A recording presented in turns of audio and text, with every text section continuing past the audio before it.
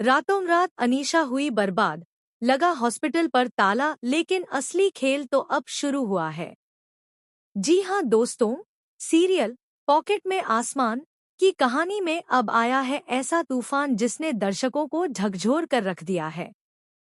अनीशा, जो अब तक एक आदर्श डॉक्टर, समाज सेवी और दिग्विजय की करीबी मानी जाती थी, अब बन चुकी है देश की सबसे बड़ी मेडिकल माफिया स्कैम की मास्टरमाइंड।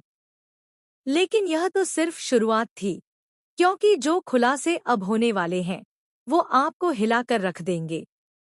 अनीशा का घिनौना सच सामने आया है। बच्चों की तस्करी, नकली दवाइयों का जाल और विदेशी आतंकियों से लिंक। जब रानी ने अनीशा की करतूतों का पर्दाफाश किया तो सिर्फ अवैध ऑर्गन ट्रैफिकिंग ही नहीं, बल्कि उससे जुड़ा एक बड़ा अंतर्राष्ट्रीय स्कैंडल सामने आया।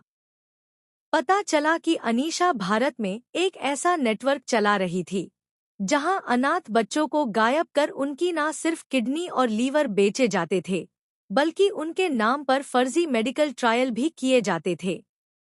और यह सब हो रहा था हेल्थ केयर हॉस्पिटल के पर्दे के पीछे।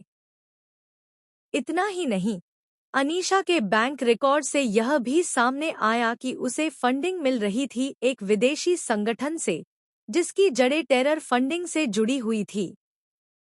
यानी अनीशा न सिर्फ डॉक्टर की आड़ में अपराधी थी, बल्कि वह देशद्रोह की साजिश में भी शामिल थी। दिग्विजय को लगा सबसे बड़ा झटका।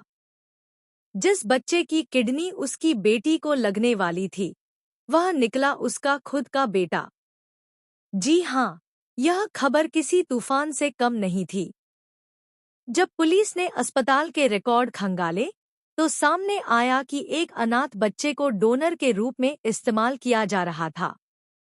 लेकिन जब उसका डीएनए टेस्ट कराया गया तो पता चला कि वह बच्चा कोई और नहीं, बल्कि दिग्विजय और उसकी पहली पत्नी का खोया हुआ बेटा था, जो सालों पहले एक हादसे में लापता हो गया था। इस सच्चाई ने दिग्विजय की दुनिया को पूरी तरह हिलाकर रख दिया।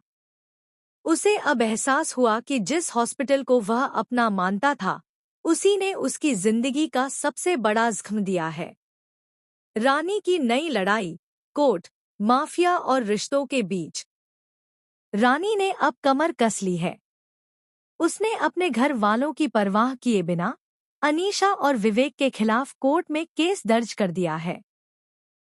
वहीं जेल में बैठी अनीशा ने अपने पुराने काले रिश्तों को फिर से जिंदा कर लिया है। उसने एक सुपारी किलर को हायर किया है, रानी को खत्म करने के लिए।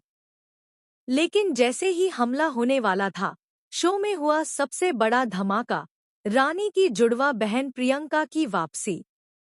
प्रियंका, जो बचपन में गायब हो गई थी और जिसे सब मरा हुआ मानते थे, असल में एक मिशन पर थी। अब वह बन चुकी है सीबीआई की सीनियर ऑफिसर और उसने खुद को रानी की मदद के लिए तैनात कर लिया है। लेकिन प्रियंका के पास सिर्फ कानून की ताकत नहीं, बल्कि एक और गहरा राज भी है।